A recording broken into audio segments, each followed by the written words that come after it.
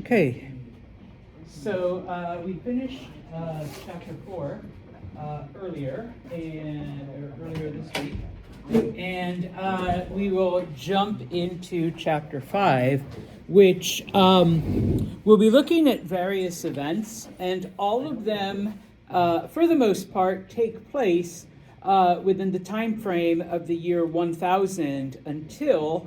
And I do have 0 in quotation marks because technically there is no year 0, all right? But during that time frame, okay? And you do need to know we refer to this as the axial age, okay?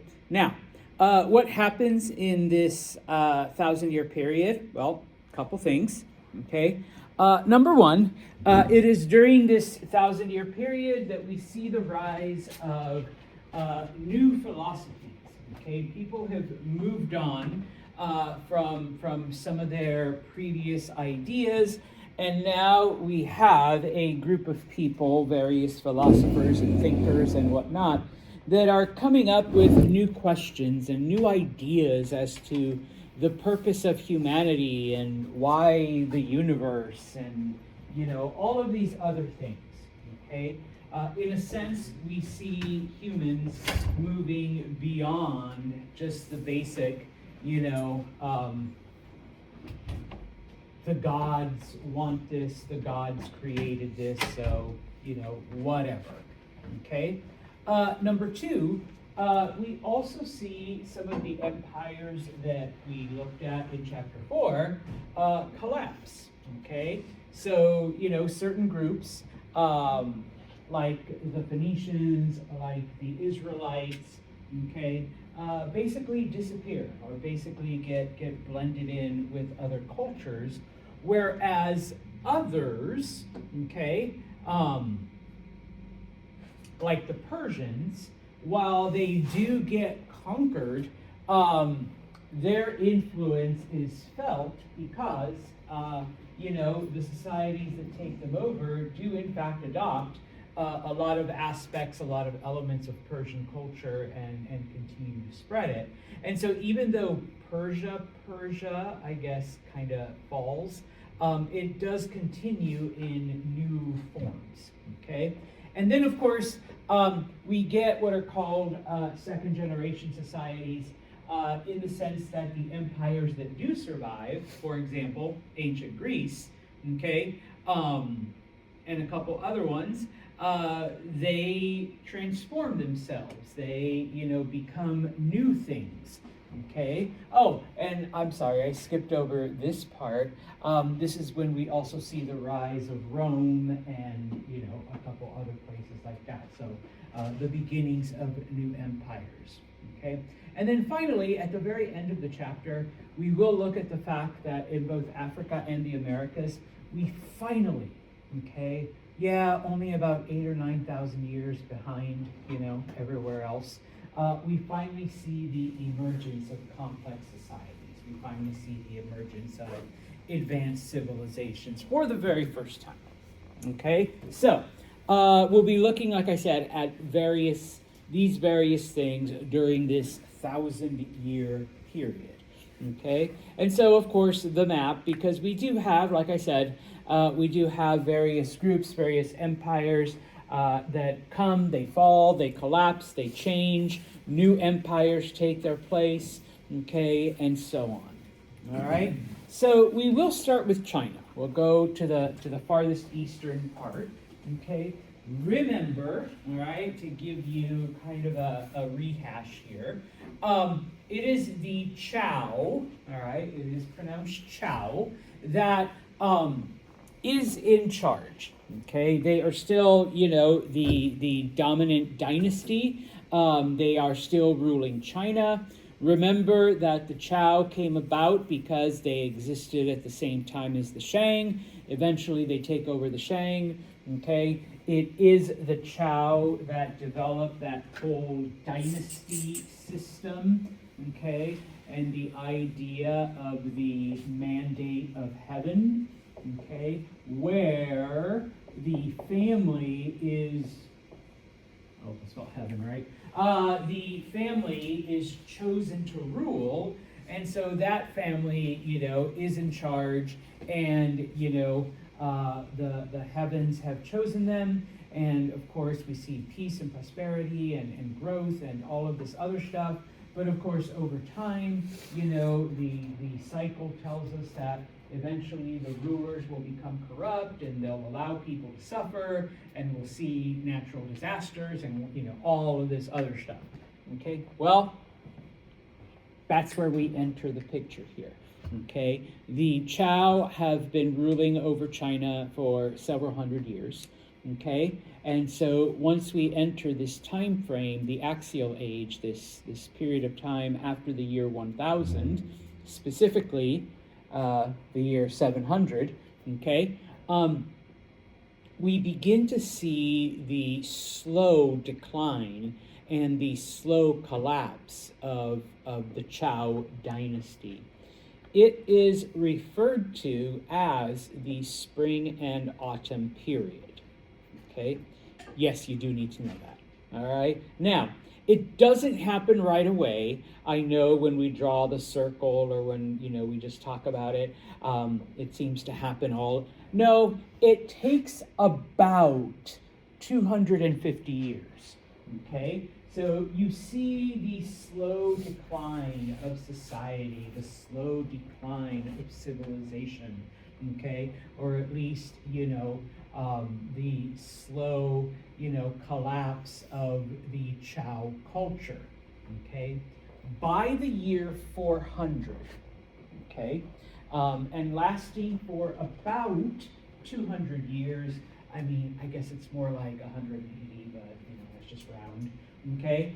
For about 200 years, we enter what's called the Warring States period, okay, where, yes, the government has collapsed, society has collapsed, and you have individual warlords leading their own little part of China against other areas. And they're trying to take control over the entire thing, okay?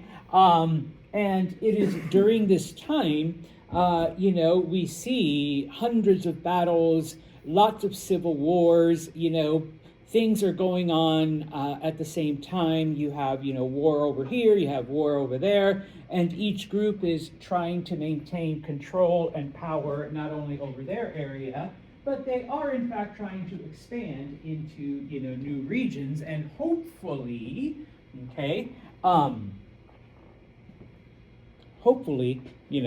become the next dynasty. All right. Now, after 200 years, we end up with 7 states that emerge. Okay, so no one group is completely in charge of China. So taking what the Chow had, it falls apart into 7. Okay, now there is one group, and once again, I know it's spelt with a Q, and I apologize. It's pronounced Qin.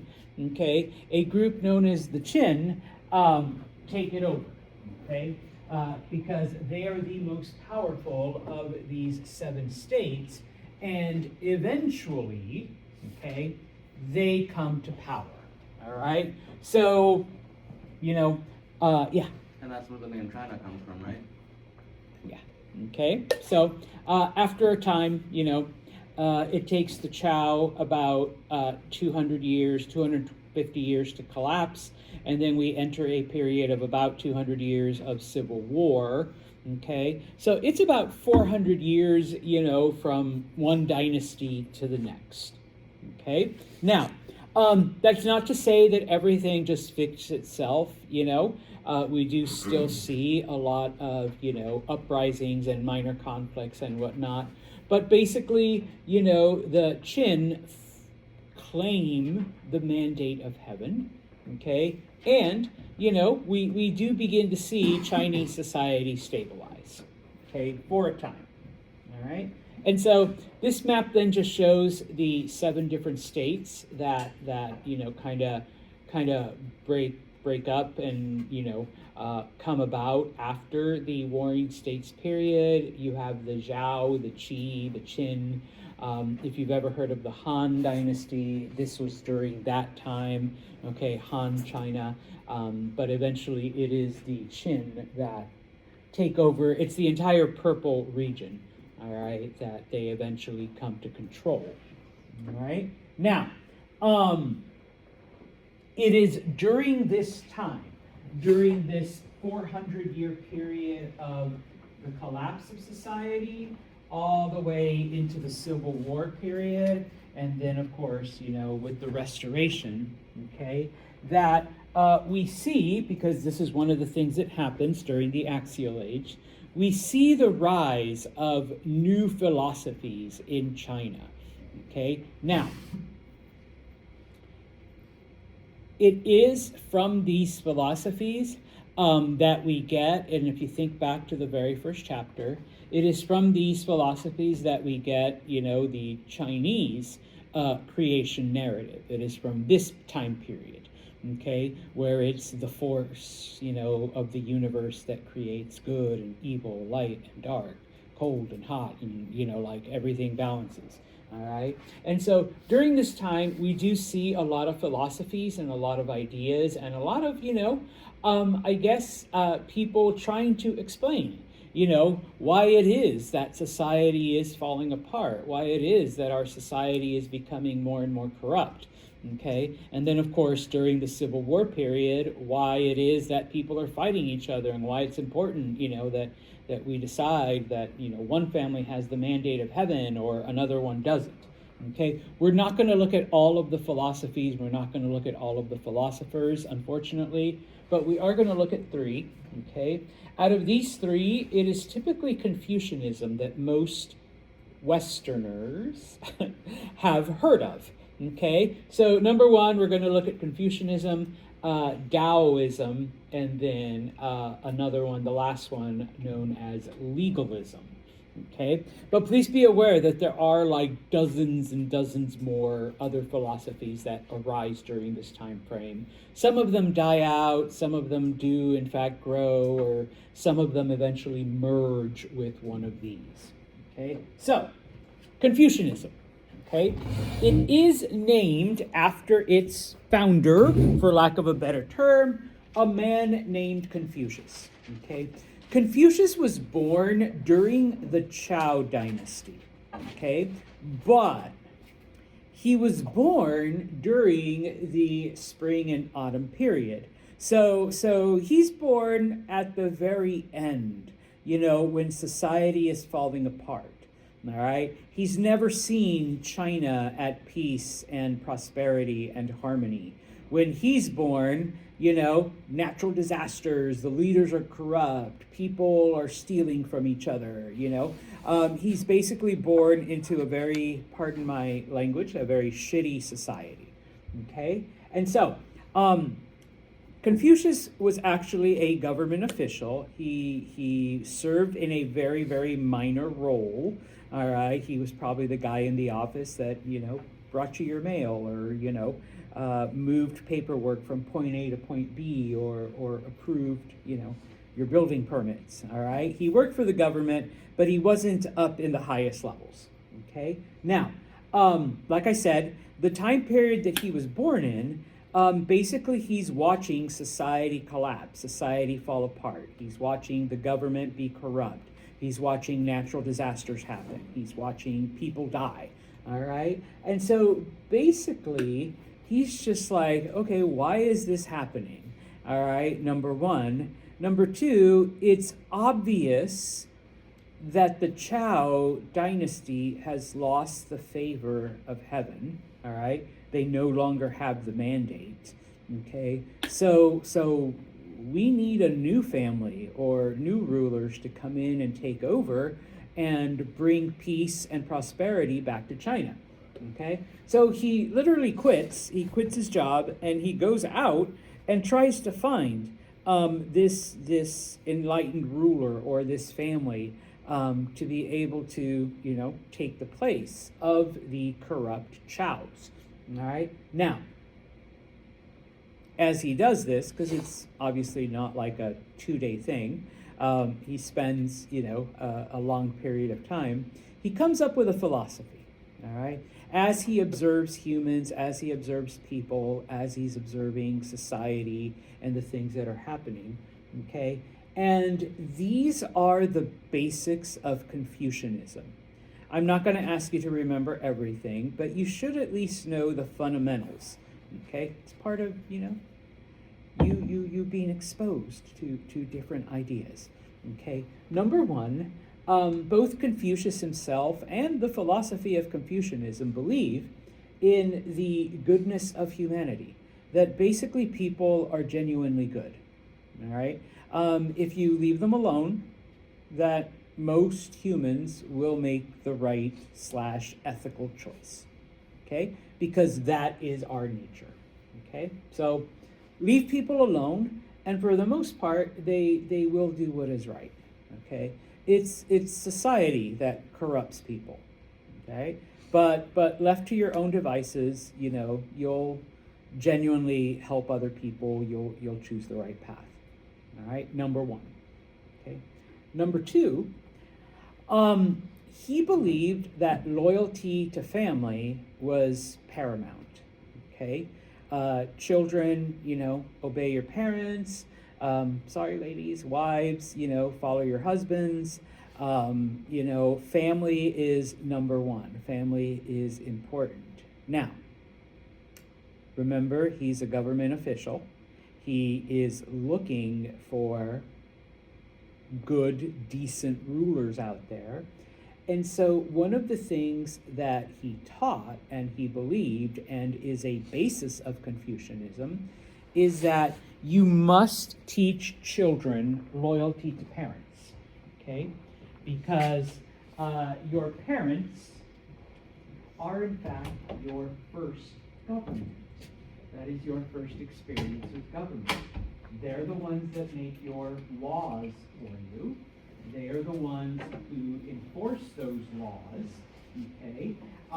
So listen to your parents, follow their rules, follow their laws, okay? Accept your punishment when you disobey. Then when you grow up, that translates to loyalty to the government, okay? Because you've already been trained to listen to your father, okay? Well, now the emperor is like everyone's father, all right? And so you're already used to obeying dad. Now you're going to obey emperor whatever, okay, the king, okay? And so, not only is it important to be loyal to your family, but it will, in fact, carry over into adulthood, and you will take that loyalty and then apply it to whomever is the ruler. Okay? Not saying I agree with that logic, all right, but a lot of people did. Okay? I'm going to skip to this one right here. Yeah? Are we going to go over the study guide on Monday? No, let me get to that, okay? Education, commitment to education is probably the centermost thing in Confucian philosophy, okay? Let me back up. Number one, Confucius taught respect for scholars and education, and taught that education was important, okay? But throughout most of history and in most cultures, okay, education was reserved for the elite, for the upper class, for the wealthy, okay? Confucius was like, well, that's fine and good, but by doing that, you are excluding a lot of people, and you never know what type of person, our milk person here, the person whose job it is to milk cows, exciting. And that's like their entire thing. I mean, what if they happen to be really, really smart? What if, like, we sent them to school and they got an education and they were, the next scientist or the next engineer who invents something that, perfects humanity? We're never going to know that if Ivy spends, the entire life just milking cows because, her parents were cow milkers and her grandparents were cow milkers, and that's it. Okay, so Confucius believed that, number one, people who want education, people who want to, do more than what they're doing, should be allowed to, regardless of their social status, regardless if you come from the lower classes. And so because of that, okay, education should be available for all, okay? Not just the elite, not just the wealthy, not just the upper classes, okay? And so when it comes to our social divisions, okay, because most societies, oh yeah, you're the priest class, you're the warrior class, you're the this class. No, it should be based on education. You're the one that has, like, this high advanced degree. You went to a technical school.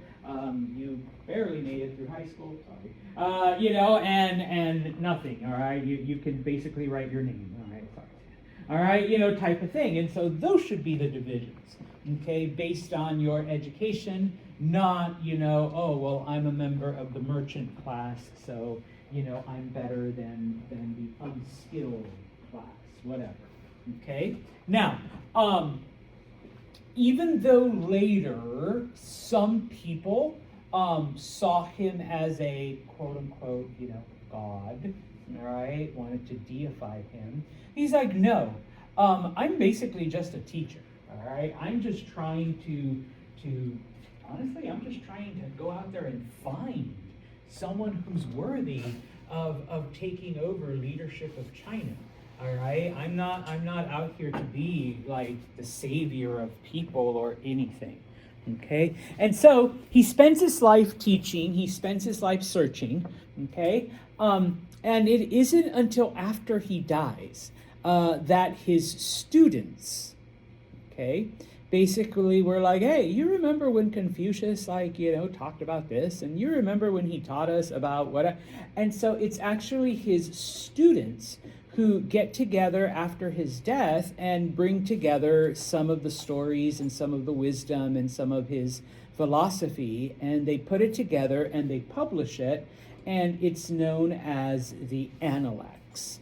Okay, and the way they do it, okay, just so you know, if you ever do read them or if you ever look at them, I think one of your assignments is to look at one or two of them that are reproduced in the back of the chapter.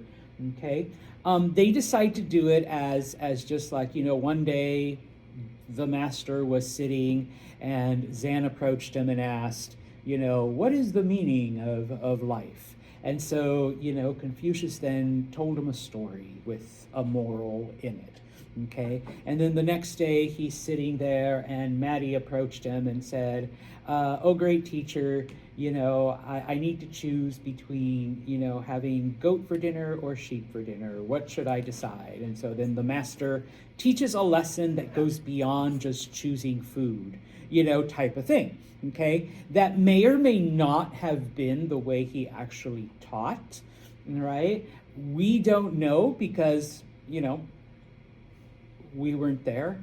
But that's how his students decided to present his teachings, okay? As one day somebody comes, asks them a question, and Confucius then tells them a story with a moral in it, okay? Now, some of the things, one of the last things then, Confucius believed that in order to be the wise and chosen and ultimate ruler, okay, sorry ladies, this doesn't apply to you, you had to become what he called the superior man, or Junzi, okay? Now, 3 things that everyone should do to better themselves. Number one, benevolence. You should show kindness and charity towards other people. You don't need to know the Chinese word. You don't need to know that that is called ren. All right, but you should be a generous individual. Number two, there should be a performance of rituals, li. There are certain things that you should do, and you can call it what you want: prayer, meditation, focusing, I don't know, manifesting. But you should spend time, in contemplation. There are certain things that you should do every day. There are things that you should do that will bring you like a higher level of spirituality. This is what he considered Li. And then finally, of course, one of the basic tenets of Confucianism, loyalty to your family, or xiao. All right, you should, not only, declare loyalty to your family, but through your acts, through your actions, show that, you respect your parents, that you love your siblings, that, your family is paramount, okay? And that by becoming this superior man, okay, and remember, the basic tenet of Confucianism is that people are good and that people will make the right choices no matter what if you just let them, go, all right? You wouldn't need laws and punishments, all right? You would have a culture of people working towards a collective good, okay? And so everybody wins, all right, in that regard, okay? Now, as I mentioned, he does start off as a government official. He is disillusioned with the corruption and the downfall and how society is basically just falling apart. And so he does spend the rest of his life teaching and searching for this superior man or superior family to take over, to become the new rulers of China. Because his students do in fact preserve his teachings, because his students preserve his philosophy, it does become the center of Chinese thought and action for thousands of years, even into like today. Confucianism is the basis for a lot of Chinese behavior, okay, type of thing. All right. Now, I just find it interesting sometimes. They did this like survey of certain people, and most of them, I guess, they tried to find Christians, and they asked, like, what is your favorite teaching from Jesus, type of thing. And a lot of them answered, give a man a fish and he'll eat for a day, teach a man to fish and he will eat for a lifetime. Okay, sounds good, all right, sounds like something pretty wise. The problem is that Jesus never said that. Okay, that's not in the New Testament. That's Confucius. Okay, that's like Confucian philosophy. All right, teach someone to do something and then they can do it on their own as opposed to just giving them something. All right, and so it's kind of interesting that, and this is why I said most Westerners, okay, if you know anything, Confucianism is something you're more familiar with, even if you think it's Christianity, all right? It's actually Confucianism, all right? That idea, that thought, okay? Now, we'll move on to the next one, all right? And a lot of people kind of know this one, and that is the philosophy of Taoism, okay? What is Taoism? Well, Taoism was started by a man named Lao, and his students referred to him as Lao Zi, which just means old master. Okay? And this one is kind of simple, okay? Because Taoism basically just says, follow the natural order of things. Obviously, things are happening because that's what the universe wants. Okay, so be like melting ice. Okay, ice doesn't try to maintain its frozen form when the sun comes out. It just becomes water and moves on with its existence. Be like a leaf that floats in the wind. Okay, a leaf doesn't try to stop itself. A leaf doesn't try to direct its own path into something else. It just lets the wind carry it wherever the wind carries it. Okay, in essence, just go with the flow. Okay, now it is Taoism where the creation narrative that we studied at the beginning comes from. Okay, because Taoism believes that the universe exists in harmony. Okay, for every cold, there has to be hot. Okay, for every light, there we go, there has to be dark. Okay, for every good, there has to be evil, and you get the idea. Okay, and that is the universe. And when stuff happens, and I don't know if I can do this justice. Okay? When stuff happens, it is because the universe is out of balance and it is trying to correct itself. Okay? So you need to allow that to happen. All right? Who are you, puny human, to try to tell the universe how it should behave? Okay? Don't worry. If the universe is out of balance, the universe will eventually fix itself. Okay? And so when we talk about the collapse of the Chow dynasty and the Warring States period, Taoists were like, no, it has nothing to do with, oh yeah, the Chows have become corrupt and the mandate of heaven has passed on to another family. No, the universe is out of harmony. The universe is just trying to fix itself. And it might take 200, 400, 500 years. But eventually the universe will right itself. Okay? And so the concept is called Wu Wei. Do nothing. All right? Just accept the universe the way it is. Okay? At some point, it will fix itself. Okay? You don't need to interrupt. All right? You just kind of need to, like ice. All right? So it just destroyed me. It melted me. But now I'm water. All right? So you kind of need to, just kind of carve your own path from there. Okay? Like the leaf that gets blown off the tree. All right. So I'm not on the tree anymore. So I guess I got to figure out my next thing that I'm going to do. Okay? Now, I did try to draw it because this is the symbol of Taoism, the idea of yin and yang. Okay? That everything has its opposite and that opposites are necessary because, once again, you are trying to find balance and harmony in the universe. So it isn't all light, it's dark. All right, it isn't all, daytime, there's also nighttime. It isn't all winter, summer type of thing. Okay? And so, once again, however you want to summarize it. Okay? When it comes to governments, okay, because China does, eventually develop various Confucian governments, okay? You don't see Taoist governments, okay? Because when a government tries to get involved, especially if you believe in Taoist philosophy, you're basically interfering with the universe. You're trying to tell the universe what to do. And that goes completely contrary to Taoist philosophy. Okay?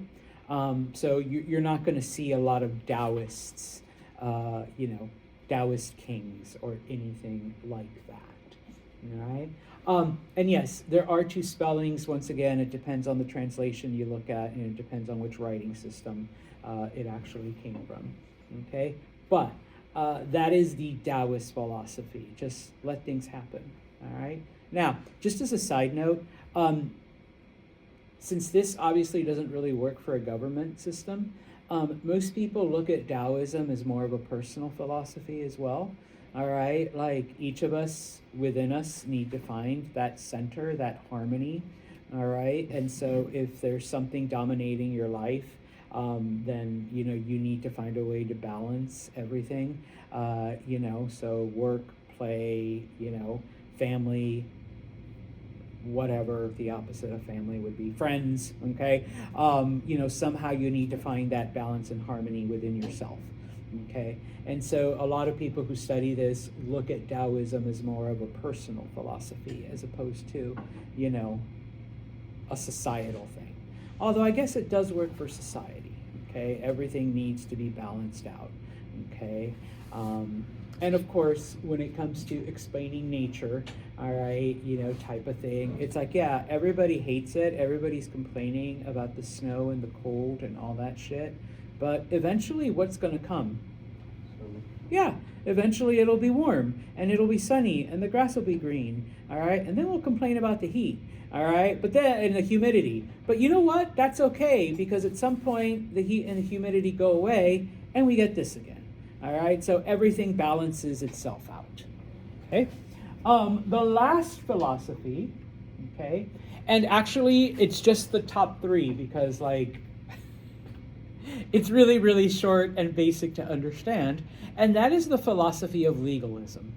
Okay, what is legalism? Well, just to start, it was started by a man named Sun. Okay, and the basic tenet of legalism is that humans are evil, humans are scum. At their most fundamental, humans are terrible. Okay, the only way that you people, I guess I should include myself, but I'm the teacher. So you people are going to do anything right is if you have strict laws and harsh punishments to back it up. Okay? That is the only way we are going to get Maddie to do her homework. All right? Is if there are rules and penalties and she will be publicly humiliated, by me, and then whipped, and then thrown in whatever MV jail, in order to do what's right, okay, type of thing, okay. So a legalist society believes in lots of laws, lots of rules, and for each of those rules there will be a very, very harsh penalty for violating it, okay. And yeah, some Chinese governments were legalists, okay? Were. Were or are, okay? Well, we also see that in our culture, where the only way to make people, we got to pass lots of laws, all right? Can't let you think for yourself, Sam, all right? So, we're going to pass rules against everything.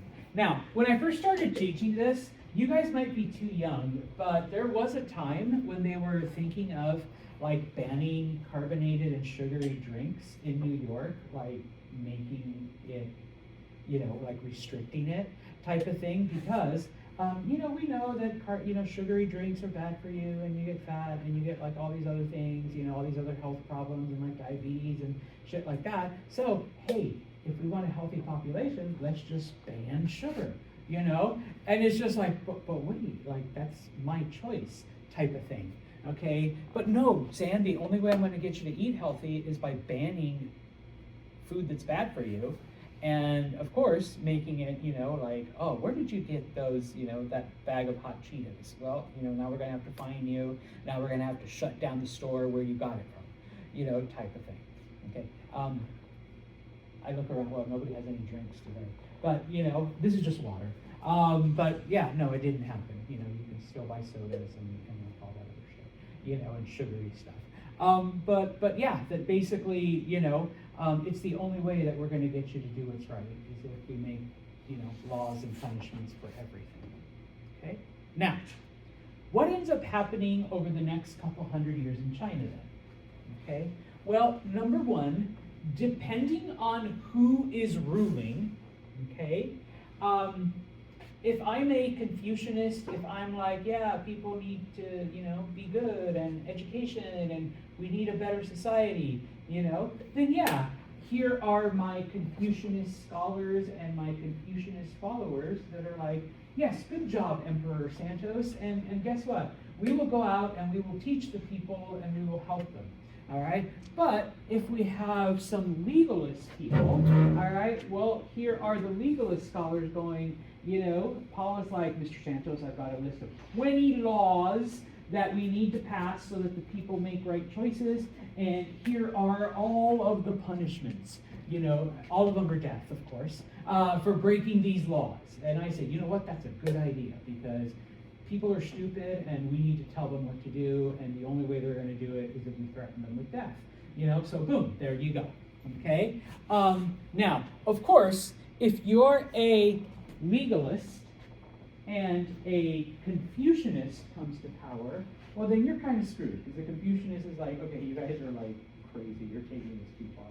All right, and vice versa. We have our Confucianist scholars, but we have a legalist emperor who's like, I want strict shit, and they're like, no, but Emperor Zan, the people are good, you know. They'll make the right choice. Just be, and you're like, fuck that shit. No. Where's my legalist support team? Okay, and so in this case, and not to get too preachy, but we obviously see that today, where the only experts that certain leaders, you know, listen to are the ones that agree with them, are the ones that back them up, are the ones that tell them, you know what, Zan, you are so smart and you are so right. You know, and it's like, yes, you are the new secretary of whatever, all right, because you do back me up, type of thing. And so we see this happening in China for several hundred years. Okay, now to finish off, okay, we've got like 3 slides. Okay, during this time, this has nothing to do with those philosophies now. Okay, oh wait, hold on, did I do this? Yeah, no, this has nothing to do with the philosophies. Okay, we see changes in the military during this time period, during the Qin dynasty. Okay, one of the, well, it kind of sort of does, because one of the things that happens under legalist governments, okay, is they begin to take a very, very basic census, all right? They begin to register people. They begin to count, you know, how many people are out there, and they, because how are we going to make laws and how are we going to make punishments and who are we going to punish if we don't know who our people are? Okay, so very, very early data tracking here. Okay, now, one of the things that they end up doing with this information is the Qin become the first to conscript peasants into the military. Now, that's just a fancy word, but does anyone know what conscription means? Yeah, Shane. Draft. Mm-hmm. They begin to draft people into the army, because up until this time, only the warrior class fought.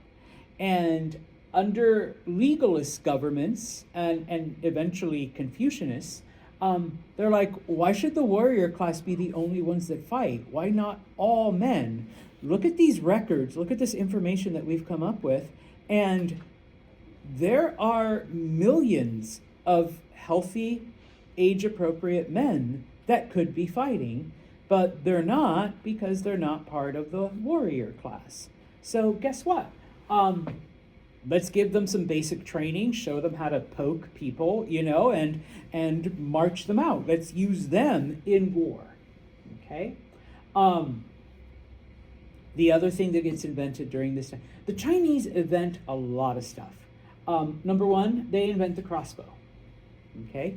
If you don't know what a crossbow is, it's like a cross between a gun, bow and arrow, all right? Except that it fires the, I called them arrows once, somebody corrected me. It fires the bolts, yes, at a much higher rate of speed, and you know, it can penetrate people, and you can't fire them quicker, but you can do more damage.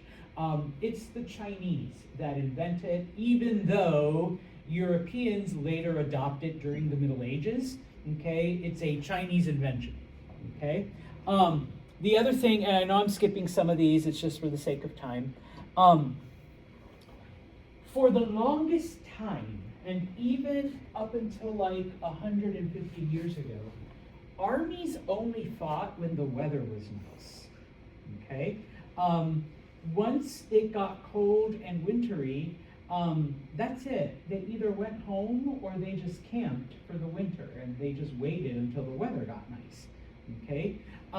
In fact, just as an FYI, the month of March, okay, it's named after Mars, who was the Roman god of war, because that's when the Romans would send out their armies after being sheltered for the winter. Okay, the fighting season was spring, summer, maybe early fall, and then after that you stopped. Okay, well, the Qin were like, why are we stopping? I mean, who gives a fuck if it's raining, if it's snowing, if it's cold? You know, give the men something to wear. All right, give them shoes. Did they really have clothes that could withstand like really cold weather? Well, you know, animal skins. You know, why not? You know, let's start giving our armies animal skins to wear, in addition to their armor and their weapons and shit like that. Okay, they're like, why are we letting just all the snow stop us? All right, type of thing. Okay, plus with the draft, for the first time, we are seeing armies of over 1 million people. Okay, I'm not going to ask my 1 million person army to just like sit around for 4 months. All right, type of thing. Okay, some of them are bound to go home and seep away and like all of that shit. So let's keep them fighting. All right, so the idea, now, not everybody does this, because like I said, even like during the Revolutionary War, that's why it was called winter quarters, Washington and the Brit, they would settle down and that's it. We're going to wait until spring to fight, okay, type of thing. Obviously, once like the world wars started, people gave up that type of philosophy, so like 100 years ago, but, all right, it's one of those things, okay? We'll end with this one, okay? Some of the agriculture innovations, okay? Number one, okay? When it came to drafting peasants, obviously, a lot of them were compensated for their military service, and they were compensated with land, okay? And what are those peasants going to do with the land? They're going to grow food. Okay? And if you don't remember anything else, more food, more people. More food, more people, more food, more people. Okay? So we see an increase in food because there's more people growing it. And with more food, we see an increase in population. Now, a couple of other things that the Chinese come up with. And that is the idea of crop rotation. Okay? Now, once again, Europeans would copy this in the Middle Ages, but it's the Chinese that first came up with it, where all plants use up nutrients in the soil, okay? And so what the Chinese did, and the Europeans later perfected it, was divide your fields, and I always do 4 because I can't do math. This is the easiest thing for my brain to comprehend. And leave one of those empty, okay? Because if your crops drain the soil of nutrients, then this allows this piece of land to kind of replenish itself naturally over the season, okay? And then the next season, you just rotate it, you just shift. So now this one's empty, okay? And you're basically rotating your crops, all right? So every year, one part of your fields sits empty so that it replenishes itself. And if you grow more than one type of plant, Yeah. move that around too. Yeah. Okay. And yes, that you know, it's not so repeated of so the same things over and over. so you're not just growing like rice every year in the same field. You know, one year you grow rice, one year you grow turnips, one year you grow carrots, one year you grow onions, and then you go back to the beginning. Okay, because that also keeps the soil, you know, producing more. So more food. Okay. The other thing, okay, that the Chinese come up with is, hey, I know we've been using iron tools, and iron tools have been great, and you know we've increased our crop production. But what if we tied our plows to the back of really big, strong animals and let them do all the work instead of us having to push our plows? Okay. And I know to us it seems, well, like, yeah, let the animal do it. And actually, fuck that, Santos, get a tractor. Or, okay, no tractors yet. But the idea of tying the equipment to an animal and letting the animal do most of the work. Okay, so once again, we end up in China with more rice and wheat than ever before. Okay, and so yes, more crops, more people. More people, more crops, more crops, more people. And so the population does begin to expand, and China continues to grow.